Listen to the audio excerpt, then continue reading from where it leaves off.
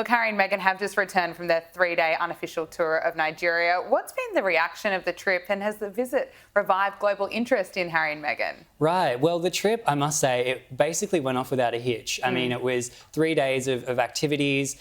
Harry and Meghan, we saw them out in the field, meeting people, going to events, cultural events, but also military events. You know, they were really doing the royal tour. I mean, it wasn't a royal tour, obviously. It was unofficial. They were there on their own backs, but it was a success, I think, and I think it really goes to show what they could have achieved if they'd stayed in the monarchy. You know, they're really project an image of, you know, I mean, they're at their best, aren't they? They're out in the field, they're out on a royal tour.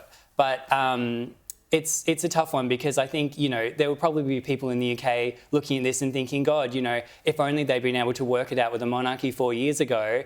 This is a taste of what could have been if Harry and Meghan had stayed in the monarchy. Yeah, and of course, I think they have been criticised for acting like it's a royal tour, even though it's not really a royal tour. Yeah, I mean, it's funny because, you know, it is their strength. I mean, you know, there's a lot of negative press about Harry and Meghan and all of their different ventures, whether it's Netflix or book deals. But when people actually see them, you know, travelling the world, looking official, I mean, they inspire people, they do. And I think even though it was an unofficial royal tour, I mean, I do think it's probably been a rare success for them in terms of public relations. Okay, let's talk about the King, because this week King Charles made a candid admission about losing his sense of taste amid his cancer battle during a major public engagement with Prince William. Reilly, why did the King decide to open up about his treatment right now?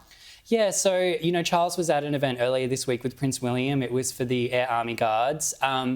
And he spoke with a general. He was, the media was obviously there. It was a big public event. And he was speaking to a general who's also battled cancer.